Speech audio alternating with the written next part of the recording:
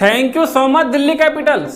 जी हाँ, यही बॉल है आरसीबी के फैंस के, क्योंकि दिल्ली कैपिटल्स और लखनऊ सुपर जायंट्स के बीच जो मुकाबला हुआ है वहां पर दिल्ली कैपिटल्स ने लखनऊ सुपर जायंट्स को 19 रनों से हरा दिया है, जो आरसीबी के खेमे के लिए एक बहुत बड़ी खुशखबरी है प्लेऑफ में जाने के लिए। क्योंकि आरसीबी जो है प्लेऑफ में जाने के लिए सीएसके को उसको हराना जरूरी है और लखनऊ सुपर जायंट्स का दिल्ली कैपिटल के खिलाफ हारना जरूरी था, क्योंकि लखनऊ सुपर जायंट्स के 2 मुकाबले जो थे वो बचे हुए थे। दोनों में से अगर लखनऊ सुपर से एक भी मुकाबला हार जाती तो वो प्लेऑफ से बाहर हो जाती। आरसीबी के लिए जो थोड़ी जो है वो आसानी हो जाती पॉइंट टेबल में प्लेऑफ में जाने के लिए।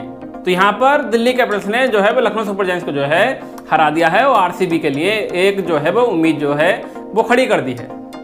तो चलिए आपको बताते हैं मुकाबले में क्या क्या हुआ। दरअसल दिल्ली कैपिटल्स जब बल्लेबाजी करने उतरी तब उसको पहला झटका जैक फ्रेजर मैकबर्ग के रूप में पहला जो था वो लग गया। जैक फ्रेजर मैकबर्ग डक पर आउट आते हैं, 0 रन के स्कोर पर जो है वो आउट आते हैं और 7 के स्कोर पर ही दिल्ली कैपिटल्स को जो है वो पहला झटका लग जाता है। लेकिन इसके बाद बड़ी बेहतरीन साझेदारी होती है अभिषेक पोरल और साई होप के बीच। दोनों के बीच 49 गेंदों में 92 रन की जो है वो दूसरे विकेट के लिए साझेदारी होती है। कमाल की यहाँ पर बल्लेबाजी जो है दोनों तरफ से देखने को मिलती है। दिल्ली कैपिटल्स को एक मजबूत शुरुआत जो है ये दोनों खिलाड़ी मिलकर दे देते हैं। अभिषेक पोरल जो है कमाल की पारी खेलते हैं, 33 गेंदों में 58 रनों की पारी खेलते हैं, जिसमें 5 चौके और 4 छक्के जो है इनके बल्ले से देखने को मिलते हैं और कमाल की 50 जो है इनके बल्ले से निकलती है। इनके अलावा जो इनके साथी थे साई होप, वो 27 गेंदों में 38 रनों की पारी खेलते हैं, जिसमें 3 चौके और 2 छक्के जो है इनकी पारी में शामिल रहते हैं। इसके बाद कप्तान ऋषभ पंत आते हैं और ये भी 23 गेंदों में 33 रनों की पारी खेलते हैं, जिसमें 5 चौके निकलते हैं। एक भी छक्का जो है इनके पारी में देखने को नहीं मिलता, एक भी बड़ा शॉट नहीं खेलते। इसके बाद जो दिल्ली कैपिटल्स के जो पारी को जो अंत किया था वो किया ट्रस्टन स्टब्स ने नीचे से आकर। कमाल की पारी खेलते हैं, 25 गेंदों में 57 रनों की जो है पारी खेलते हैं, जिसमें 3 चौके और 4 छक्के जो है वो देखने को मिलते हैं। इनके बदौलत ही दिल्ली कैपिटल जो है 20 ओवर में 4 विकेट के नुकसान पर 208 रन का लक्ष्य जो है वो खड़ा कर देती है और लखनऊ सुपर जायंट्स को 209 रनों का टारगेट जो है वो दे देती है। जब लखनऊ सुपर जायंट्स से बल्लेबाजी करने आई तो उसको पावर प्ले में ही वो पूरी की पूरी तरह से ढेर हो गई। क्या कमाल की गेंदबाजी जो है वो ईशांत शर्मा ने करके दी, कुलदीप यादव ने करके दी। बड़े बड़े विकेट जो थे वो लखनऊ सुपर जायंट्स के पावर प्ले में ही ढेर हो गए। केएल राहुल, कप्तान KL Rahul, de Kock, Marcus Stoinis, Deepak Hooda, ये चारों को चारों जो बड़े विकेट थे पावर प्ले में ही गिर गए। जिसके बाद जिम्मेदारी आती है निकोलस पूरन पर। निकोलस पूरन बड़ी ही शानदार पारी खेलते हैं, 27 गेंदों में 61 रन की पारी खेलते हैं, जिसमें 6 चौके और 4 छक्के जो है इनकी पारी में देखने को मिलते हैं। उसके बाद ये भी आउट जाते हैं। एक उम्मीद की किरण जो थी इनके रूप में एलएसजी के लिए बन के आई थी कि यार मुकाबला जीत जाएंगे, शायद प्लेऑफ के लिए जो हो एक होप जो है वो हमारी बन जाएगी।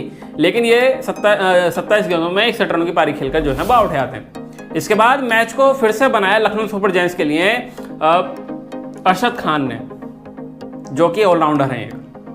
ये बड़ी ही कमाल की बेहतरीन पारी खेलते हैं, 33 गेंदों का सामना करते हैं, 58 रनों की पारी खेलते हैं, जिसमें 3 चौके और 5 छक्के इनके बल्ले से देखने को मिलते हैं।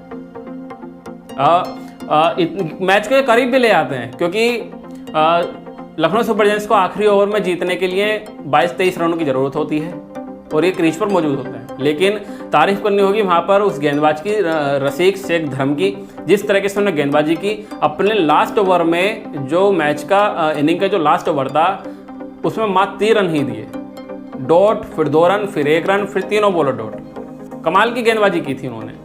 तो यहाँ पर लखनऊ सुपर जायंट्स जो है अपना मुकाबला हार चुकी है। और जिसके बाद अब पॉइंट टेबल की अगर बात करें तो लखनऊ सुपर जायंट्स जो है पॉइंट टेबल में 7वें पायदान पर मौजूद है।